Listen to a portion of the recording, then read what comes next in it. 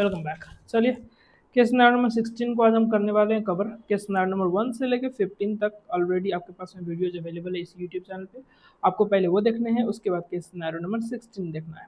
और आप जो है लाइक भी करो वीडियो को, सब्सक्राइब भी कर देना एंड शेयर भी कर देना अपने फ्रेंड के साथ, ताकि उनको भी केस सिनेरियोज कंप्लीट करने में ईजी हो जाए। मैं आपको बता दूं, ये केस सिनेरियो 30 मार्क्स के लिए इंपॉर्टेंट है, और ये केस सिनेरियो आप यदि कवर कर लेते हो तो पास होने की प्रोबेबिलिटी ज़्यादा बढ़ जाएंगे, क्योंकि केस सिनेरियो जो है case studies and case scenario जो एमसीक्यू बेस्ड होते हैं वो आपके पास 30 मार्क्स के लिए बहुत इंपॉर्टेंट होते हैं। चलिए स्टार्ट करते हैं।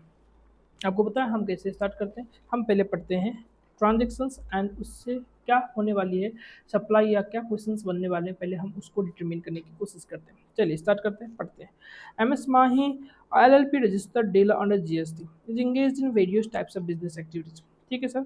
It's provided GTS services to government department registered under GST for providing various services. Mahi and company did not exercise option to pay GST. चलिए, ये पॉइंट यहाँ पे क्यों इंपॉर्टेंट है? ये पॉइंट इंपॉर्टेंट है क्योंकि भाई ये पहली बात तो जीटीए सर्विसेज है, और इन्होंने इस साल जीएसटी पे करने की ऑप्शन को एक्सरसाइज नहीं किया। What does this mean?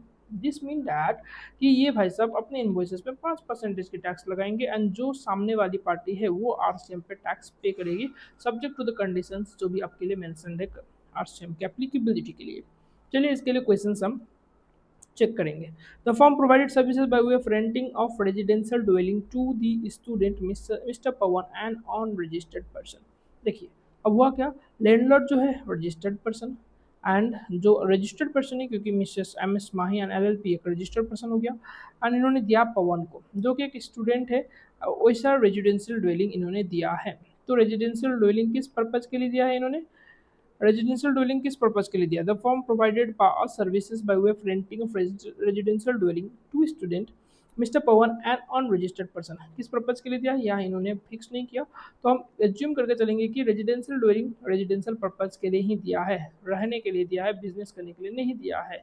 तो इनकेस रहने के लिए दिया है तो भाई एग्जाम्प्ट ही होगा, इनकेस बिजनेस के लिए दिया होता तो वहाँ पे टैक्सेबिलिटी लगी जाती। आगे बढ़ते हैं। MS Mahi and company let out his warehouse to mister Shankar, who in turn let out an agriculturist warehousing of agriculture produce. The firm also undertakes catering services. Sir रुक जाए, हाँ रुक जाते हैं। देखो ये लाइन से क्या पता चल रहा है? ये लाइन से ये पता चल रहा है आपके पास एक एग्जाम्पशन की लिस्ट है। देखो उस पर क्या बोला गया, यदि एग्रीकल्चरिस्ट को आप डायरेक्टली वेयर हाउस प्रोवाइड करते हो तो उसको हम एग्रीकल्चरल एक्टिविटी कहते हैं, और वो एग्जाम्प्ट होता है। बट यहाँ पे क्या हुआ कि माहियान कंपनी LLP ने किसको दिया एग्रीकल्चरल वेयर हाउस का फैसिलिटी? मिस्टर शंकर को, एंड मिस्टर शंकर बाद में जाके दे रहा है एग्रीकल्चरिस्ट को। मिस्टर शंकर के हैंड में एग्जाम्प्ट है, बट माही के हैंड में एग्जाम्प्ट नहीं है, क्योंकि एग्रीकल्चरिस्ट को ये प्रोवाइड नहीं कर रहा। ठीक है। The firm also undertakes catering services to some Biswas anganwadi. The said anganwadi has received funding from the government. ठीक है, कैटरिंग सर्विसेज दे रहे हैं, किसको? आंगनवाड़ी को दे रहे हैं। ओके, आंगनवाड़ी ने फंडिंग्स गवर्नमेंट से ले रखा है। आगे पढ़ते हैं, अभी इसमें से क्लैरिटी नहीं आ रही कि कैसे क्वेश्चंस बनेगा। The firm purchased the flowing goods in the month of जुलाई। अच्छा, इन्होंने आंगनवाड़ी के बारे में कुछ दिया ही नहीं है।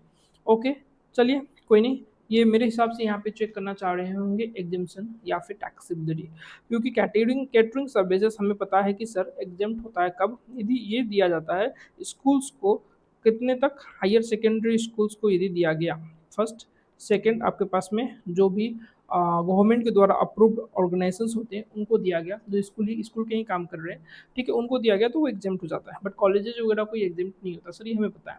तो इस केस में एक हमें हिंट मिल रहा है कि फंडिंग इनको गवर्नमेंट से मिला है, और आंगनवाड़ी इनकेस ये स्कूल है तो एग्जाम्प्ट होगा सर इसमें, तो हमें ये समझ में आ रहा है इस पर। चलिए आगे बढ़ते हैं, क्वेश्चन हम देख ही लेंगे। The firm purchase the flowing goods during the month of July. Capital goods इन्होंने 45,000 का खरीदा। Depreciation has been taken on full value including GST paid there. Sir ये क्वेश्चन कितने बार आएगा ये तो हमें पता है सर, इनको जीएसटी का आईटीसी नहीं मिलने वाला, ये हमें पता है सर, एक्सप्लेनेशन नहीं चाहिए। आगे बढ़ते हैं। Raw materials purchase amounting to rupees 55,000 for which invoice is missing but delivery challan is available. देखो रॉ मटेरियल्स इनके पास में अवेलेबल है 55,000 का, अब मिसिंग है, क्या मिसिंग है? इनवॉइस नहीं इनके पास, लेकिन डिलीवरी चलान है। तो देखो डिलीवरी चलान है, इनवॉइस नहीं है, क्या इनको मिल जाएगा आपके पास में? क्या आईटीसी मिल जाएगा इस पर? ये बताओ आप। तो सेक्शन 16 में क्या कहता है? सेक्शन 16 में ये कहता है कि आपके पास इनवॉइस होनी चाहिए। अब इनवॉइस ऑल्सो इंक्लूड्स डिलीवरी चलान, और invoice is simply the invoice. अब ये आपको समझना, ये डिटरमिन करना, ये आपके लिए होमवर्क है, ये आप डिटरमिन करो, उसके बाद पता चलेगी कि इस पे ITC मिलेगा नहीं मिलेगा, ये हिंट रहा। चलिए आगे बढ़ते हैं। For the month of July the GST liability of the firm was ₹20,000 IGST, 10,000 CGST, 10,000 SGST. Flowing credits were available. अच्छा, all the amount exclusive taxes were applicable. Supply referred to above each intra-state supply unless otherwise mentioned. Conditions prevailing ITC fulfill हो चुका है जब तक कुछ ना कहा गया हो। चलिए, ये पैरा से हमें क्या समझ आ रहा है सर? ये पैरा से इतना समझ में आ रहा है कि इनकी लाइबिलिटी इतनी है, क्रेडिट इनके पास इतना अवेलेबल है, तो ऑफकोर्स सेटअप करने के लिए बोल रहे होंगे कि सेटअप कैसे किया जाए, जिसमें हाँ सर हमें पता है रूल 86 के हिसाब से सेटअप करना होता है। चलिए हम सेटअप करके यहीं पे समझ लेते हैं, क्वेश्चंस तो देखेंगे ही देखेंगे। CGST SGST कितना है? ये 20,000 है। ये कितना है सर? 10,000 है। और ये कितना है सर? 10,000 है। अब इनके पास क्रेडिट कितना अवेलेबल है? 8,000 है। ये 12,000 है। ये 5,000 है। देखो ये मैंने अवेलेबल लिखा है, अभी मैंने इसको सेटअप नहीं किया। आपको पता है IGST को सेटअप करने के लिए हम IGST को यूज़ करते हैं, CGST SGST भी यूज़ कर लेंगे, कोई दिक्कत नहीं है। CGST को यूज़ करने के लिए पहले CGST and then IGST use करेंगे, SGST को इसी हिसाब से IGST या SGST यूज़ करेंगे। SGST को सेटअप करने के लिए हम CGST को यूज़ नहीं करेंगे एंड वाइज वर्सा, ठीक है। तो इस केस में सबसे पहले क्या होता है कि क्रेडिट के लिए ये बोला गया है IGST की क्रेडिट सबसे पहले आपको यूज करना, अपोर्शन करना, उसके बाद आप CGST क्रेडिट यूज करो and then SGST credit use करो। तो यहाँ पे जो है 8,000 से लाइबिलिटी तो खत्म हो जा रही है। यहाँ पे देखो 10,000 से लाइबिलिटी खत्म हो रही है, 2,000 अभी बच रहा है, तो ये 2,000 आप यहाँ पे लेके आओ, एडजस्ट कर दो। तो 20,000 माइनस 10,000 इस 10,000 इनको यहाँ पे कैश में पे करना पड़ेगा। यहाँ पे जो है इनको नील पे करने की कैश में जरूरत नहीं है, और यहाँ पे इनको 5,000 रुपये कैश में पे करना पड़ेगा। तो ये हमें समझ में आ रही है। चलिए सर, चलिए जी क्वेश्चन नंबर 1 से आप सॉल्व करते हैं answers. Choose the correct statement. Correct statement क्या है? For GTS services government liable to pay GST under reverse charge. Sir हमें पता है गवर्नमेंट के केस में जो है नहीं होता, उसको रिवर्स चार्ज पे एप्लीकेबिलिटी नहीं लगती, प्रोवाइडेड कि उसको रिवर्स चार्ज पे एप्लीकेबिलिटी नहीं लगती, प्रोवाइडेड कि उसने रजिस्ट्रेशन ले रखा है किस पर्पज के लिए? सेक्शन नंबर 51 पे TDS TCS डिडक्ट करने का। सर ये पता है, हमें पता है, चलिए कोई नहीं। तो इस केस में क्या क्वेश्चन में गिवन है कि गवर्नमेंट ने किस पर्पज के लिए रजिस्ट्रेशन ले रखा है? यहाँ पे तो सीधा सीधा इन्होंने बोला कि गवर्नमेंट डिपार्टमेंट को दे रहा है जो कि रजिस्टर्ड है under GST for various services. अच्छा इन्होंने दे रखा है वेरियस सर्विसेज, तो providing various services it means section 51 के लिए ही सिर्फ और सिर्फ नहीं है, ये हम एज्यूम करके चलेंगे, और ये आंसर इसलिए पॉइंट नंबर 1 सही है। आगे बढ़ते हैं। Renting services Pawan is liable to pay GST under reverse charge. ना सर, पवन तो आपके पास में स्टूडेंट है, और स्टूडेंट जो है किस पर्पज के लिए ले रहा है? ये स्टूडेंट है और ऑफकोर्स रेजिडेंशियल ड्वेलिंग के लिए ही ले रहा होगा, ये हम एज्यूम करके चल रहे हैं, इस वजह से रिवर्स चार्ज पे नहीं होगा। आगे बढ़ते हैं। बट हमारे एजम्पन्स कहीं ना कहीं यहाँ पे हमें चेंज करना पड़ेगा। जो पॉइंट नंबर 4 है उसके हिसाब से देखो, क्योंकि पवन जो है, अब देखो रेजिडेंशियल यदि लेके चलता तो भाई साहब आपके पास में एग्जेम्प्टिव होता, टेंशन नहीं था। बट यहाँ पे यदि कमर्शियल हम एज्यूम करते हैं तो इस केस में क्या होगा कि भाई साहब इसको जो है फॉरवर्ड चार्ज मैकेनिज्म पे मिसेस माही LLP को पवन से कलेक्ट करके गवर्नमेंट को पे करना पड़ेगा।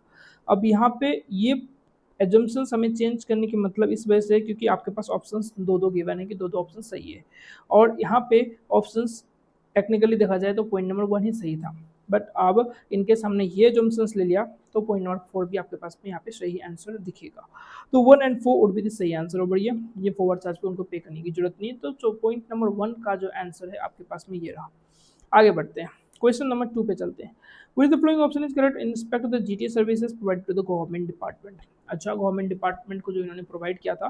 देखो पहली बात तो इस पे ये दो आंसर तो ऐसे ही गलत है, क्योंकि उन्होंने ऑप्ट ही नहीं किया, माही LLP ने ऑप्ट नहीं किया है कि भाई वो फॉरवर्ड चार्ज में पे करेंगे, तो वो रिवर्स चार्ज में पे करने वाले हैं। रिवर्स चार्ज में इनकेस वो पे करने वाले, what does this mean? This mean कि भाई 5% ही उनकी इनवॉइस में दिखेगी, तो सीधा सीधा 50-50 आउट। आगे बढ़ते हैं। GTS services taxable at 5% without restrictions of availing input tax credit। ठीक है, GTS services taxable at the rate of 5%, but input tax credit can not be availed for the same.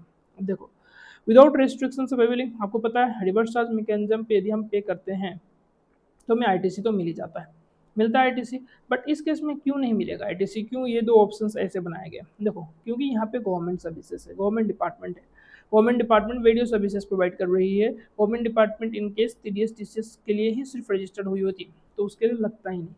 But यहाँ पे ITC avail नहीं किया। ये जो point number D है ये आंसर आपके लिए सही होगा, क्योंकि गवर्नमेंट डिपार्टमेंट है, इसकी वजह से उनको आईटीसी का क्या काम, इस वजह से जो है क्योंकि उनकी सर्विसेज एग्जाम्प्ट होगी ना भाई, तो इसके वजह से input tax credit can not be availed on the same board के हमें क्वेश्चन नंबर 2 का आंसर नंबर डी लगा के चलना है। आगे बढ़े। With the following statement is correct. letting out of warehouse to Sankar is exempt. अच्छा, catering to business anganwadi is exempt. letting out of warehouse to Sankar is not exempt. अच्छा, तो it means to से हमें बस इतना determine करना है कि भाई शंकर को जो लेट आउट किया था वेयर हाउस, जो एग्रीकल्चरिस्ट नहीं है, तो इट मीन्स टू से वो तो एग्जाम्प्ट नहीं है सर, ये तो हमें पता है। पॉइंट नंबर 3 यहाँ पे सही है। आगे बढ़ते हैं। कैटरिंग सर्विसेज टू बिसेस आंगनवाड़ी एग्जाम्प्ट, या कैटरिंग सर्विस टू बिसेस आंगनवाड़ी एग्जाम्प्ट। चलिए अब देखो आंगनवाड़ी यहाँ पे क्या कर रही है ये पता नहीं, हमें बस एक हिंट दिया गया था कि भाई फंडिंग कर रही है गवर्नमेंट इसको। अब आंगनवाड़ी स्कूल है या क्या है ये पता नहीं इनकी क्या एजम्पशन से। अब आंसर से समझते हैं। 3 कहाँ पे, 3 हमारे लिए सही है, तो 3 ये है एंड 3 ये है, तो 3 एंड 4 ये कह रही है कि एग्जाम्प्ट नहीं है, एंड 2 पे ये लेके चल रही है एग्जाम्प्ट है। तो इस पे हमें एजम्पशन से लेना होगा कि भैया ये स्कूल है, आंगनवाड़ी कहीं ना कहीं स्कूल्स को ही रिप्रेजेंट करती है और ये एग्जाम्प्ट है, तो बस यही हम एजम्पशंस लेके चल रहे हैं। पॉइंट नंबर 2 यहाँ पे आपके पास में सही रहेगा। तो क्वेश्चन नंबर 3 के लिए जो आंसर है आपके पास पॉइंट नंबर डी जाके दैट इज 2 एंड 3, ये आपके पास में सही रहेगा। देखो इस क्वेश्चन में फंसने की थोड़ी प्रोबेबिलिटी हमें दिख रही है, बट आप प्रैक्टिस करके चलोगे तो भाई क्यों ही फंसेंगे, हम है ना आपके पास में। ठीक है, क्वेश्चन नंबर 3 की ये सॉल्यूशंस आपको यहाँ पे पता चल गया। Eligible to claim input tax credit on the procurement value of, भैया नहीं, इनको आईटीसी नहीं मिलेगा। पता है आपको क्यों? क्योंकि 45,000 की इन्होंने गुड्स तो लिया बट डेप्रिसिएशन भी क्लेम कर लिया उस वैल्यू पे, जीएसटी कंपोनेंट पे इसकी वजह से नहीं मिलेगा। GST liability of the form for the July to be paid in the cash if rule 86B of the GST rules is not applicable. अच्छा, रूल 86B इन्होंने अप्लाई नहीं करते हैं, तो इन दैट केस क्या होगी जीएसटी लायबिलिटी? तो हम तो ये ऑलरेडी कंप्यूट करके आए हैं ऊपर, भैया क्या होगी जीएसटी लायबिलिटी आपकी, इसकी जो है 10,000 रुपये यहाँ पेमेंट करना पड़ेगा, 5,000 रुपये यहाँ पे पेमेंट करना पड़ेगा। ठीक है, 10,000 रुपये आपको जो आईजीएसटी 10,000 रुपये पेमेंट करना पड़ेगा, 5,000 रुपये सीजीएसटी यहाँ पे पेमेंट करना पड़ेगा। तो ये था आपके पास में केस सिनेरियो नंबर 16 जो हमने कंप्लीट किया। अब इस